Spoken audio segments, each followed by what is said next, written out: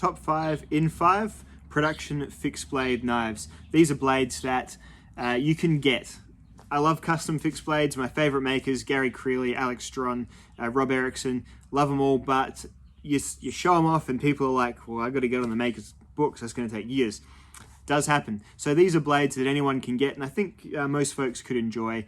A few different categories. I'm just going to get straight into it. From about 5 minutes time from the end of this sentence, I'm hoping that the video is going to be done. A little bit of a quick reference point, a bit of a conversation point. It's all good. I'm dragging the sentence out a little bit longer because I know I'm not going to be able to make it. The video should be under 7 minutes in total though.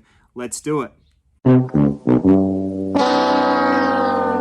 First of all is my most expensive and probably my silliest fixed blade that I've ever bought. It's lovely, but $450 on a piece of steel is a lot. And I guess probably, I'm not sure if I would suggest everyone does this. Anyway, the TRC Apocalypse in Elmax steel is a overbuilt survival style knife, about a 6-inch cutting blade on it. Micarta handles are really nice, pretty standard Kydex sheath with a pretty simple nylon belt loop. This guy here, it probably would be a remarkable survival tool. That being said, at $450 US, I don't know how many of them are ever going to be put to use in that role. That being said, if you had to just leave, you could do a lot worse than grabbing onto one of these, you know, if your life did depend on it, I guess. The Elmax still does a great job, save for perhaps MagnaCut now. It's a great larger fixed blade steel. When heat treated for toughness, it'll hold an edge for a good long time. It'll resist rust really, really well, but it also won't chip out. It'll flatten out rather, which is a lot easier to keep on top of, especially with rudimentary field sharpening type tools. I love my TRC Apocalypse. I'm happy I've got it, but it is hard to recommend a knife so expensive.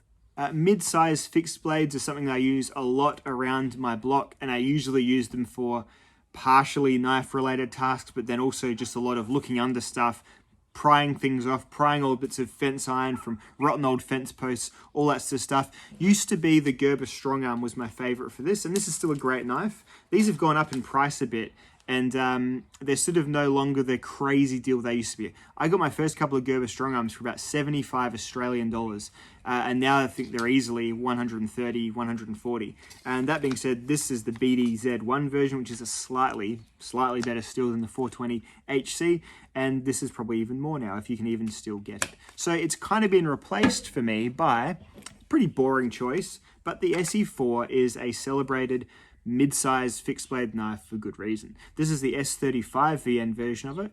I also have the 1095 version of it. I got them to compare the edge, and needless to say, the 1095 doesn't hold an edge for as long against, you know, abrasive materials as the S35 does, but it will, again, like I was saying with Elmax, it'll be easier to repair in the field, and that is why that version of it still exists. But for an everyday or for a daily user type knife, the S35 VN is hard to beat, holds an edge for a good long time. It isn't a brittle steel, not as tough as a 1095. I just think it has a really nice handle with this new 3D G10 handle it's got, and I like the little forward finger choil too. It does a really good job, and it's probably what clinches it over the Strong Arm. Nice and thick, quite a stout little blade still, but I feel like the height of the blade gives it enough sort of thinning to be a decent cutter as well. So I really like the SE4, this one in S35 VN. The Falconeven F1 Pro is almost like my little EDC a lot of the time. It's again, probably being put into similar jobs as I was just describing. It's just a little bit shorter. It's like a 4-inch blade, very durable, convex ground edge made of laminated COS steel, which is another great steel, a little bit like Elmax-ish, probably not as great on the edge retention, but nice and tough, holds an edge for a decent long time for an outdoor fixed blade, and can handle being accidentally stuck into the dirt a few times without being spoilt. So these are laminated with the sort of the 400J series stainlesses on the outside, so they're not as great at striking a fire steel as some other sort of small survival knives are, but everything else about the knife is a perfect match for me, and I'm not too bothered about fire steel striking. That being said, I do use it every now and then when I'm striking a can fire, trying to get that going. Usually that's aided by copious amounts of petrol.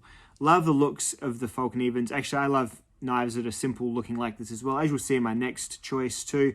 Just black and silver, bit of a bolster is sometimes nice, and the rest is all she wrote. One of my favorites. I used to love the F1 Pro I like just a little bit more. Nice and rugged, robust, good enough at being a cutter, but about decent for practically everything you need a rough edge for around the yard.